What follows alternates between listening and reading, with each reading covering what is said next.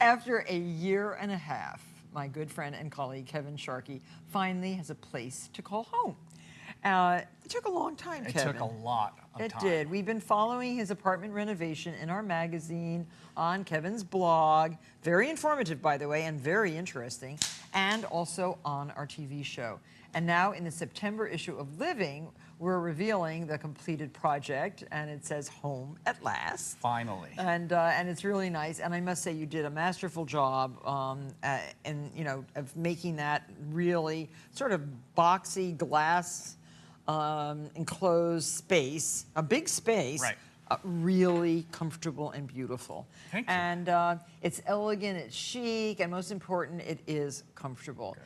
And so I'm happy. Are you happy with the outcome? Really happy. I'm happy I come home and there's no painters, there are no floor guys. There's no paint fumes. No paint fumes. There's no a dust. sofa, there's a rug. I'm thrilled. Yeah, it's really, really nice. I'm really happy. And you can enjoy the views, and you can enjoy your friends. Exactly. And anything left unfinished? Yes, actually. Oh, what?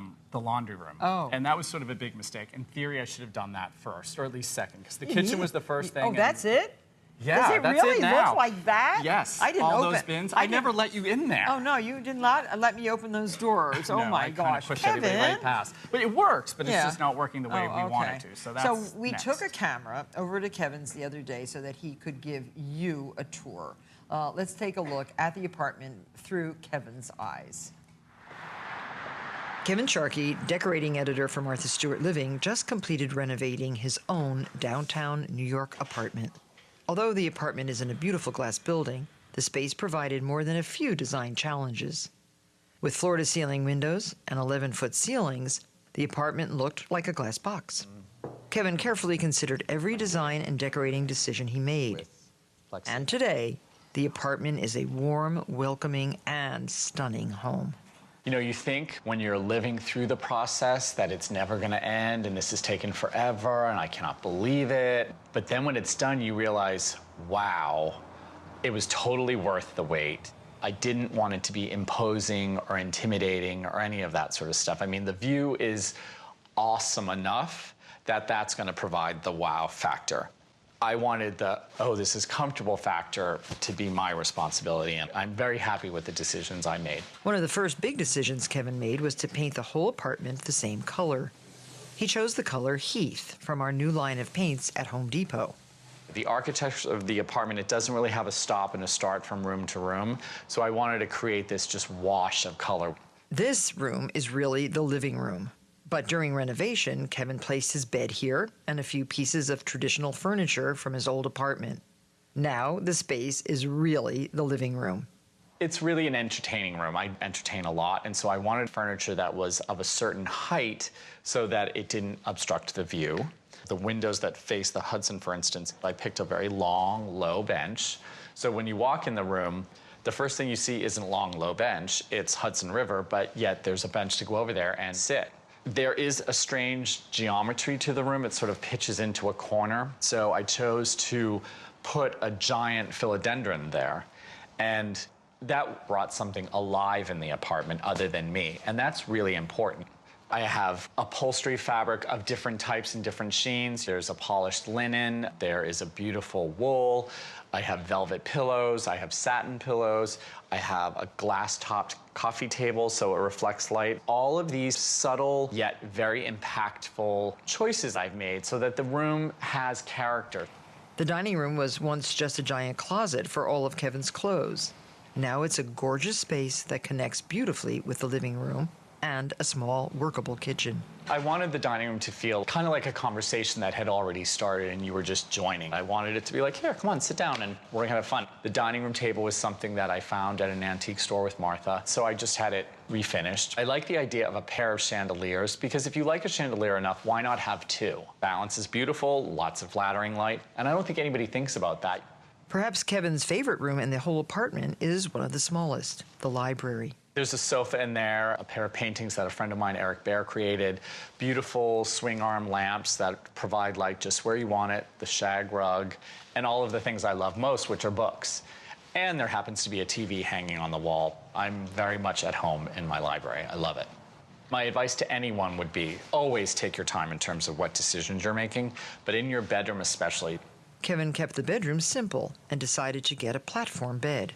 The bedspread, as I call it, I had made, and it literally fits on top of the mattress like a box top. And I used upholstery fabric, so it's really durable. I wanted it to always look neat, and I wanted it to be easy to make. The desk and the armoire and the chair were completely transformed. Those three things, unlike everything else in the apartment, I wanted to stand out. They were in sort of an old oak finish, and I wanted them to be dark and dramatic. So Christophe Porny stained them a dark color black, and then he cerused it. What they do is they strip the furniture and they burn it, and so it opens up the grains. They stain it, and then they put a wax over it, and the wax catches in the grains.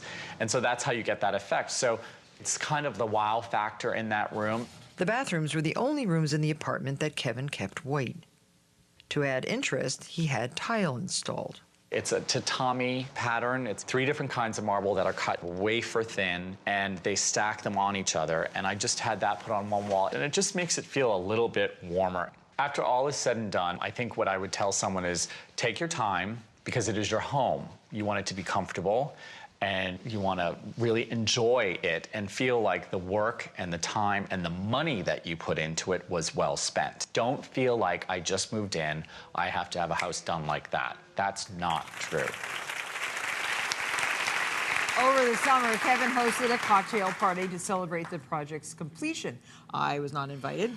Not to that one. No. And we have some photos to show you. Let's see the first one. So yeah, you described. Black tie. Black tie. That was the inauguration of the apartment. So I asked the guys to wear black tie and the girls to wear, cocktail dresses. So that's Alexis and me and a couple of friends in the kitchen. That's fun. So that was good. Drinking champagne. Drinking champagne, exactly. This was your idea. Deviled eggs are my favorite. So these are eggs from Bedford.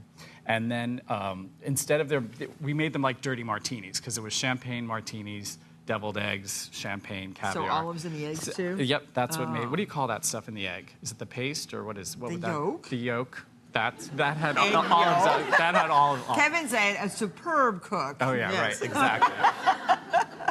So it was delicious. That's really nice. good. And there's Alexis with Thomas from the kitchen. Oh, They're playing. tell about the ping pong table. That's the fun. That was the best part. In dining rooms, like during a cocktail party, nobody goes in the dining room. So I wanted people to go in there. So we had a plexiglass top cut to fit the dining room table, and we made a ping pong thing out of it. Oh, what a so great we had idea. paddles. She's holding a paddle with my monogram on it. How is she at ping pong? She and Thomas were a really good team. They were pretty deadly. So that's them playing ping pong, and that's the scoreboard. We used Chanel lipstick to keep score on the mirror. Chanel lipstick, yeah. To keep score on the mirror in the dining room. And that mirror was placed so that you could see how the Empire State is in there? You know this. Yeah. But the Empire State Building is reflected in that scoreboard, so that was fabulous. That was good. It was fun. And that is the best. Of all the food, everybody loved the Oreo cookie cake. And here it is over here, Yes. the Oreo cake.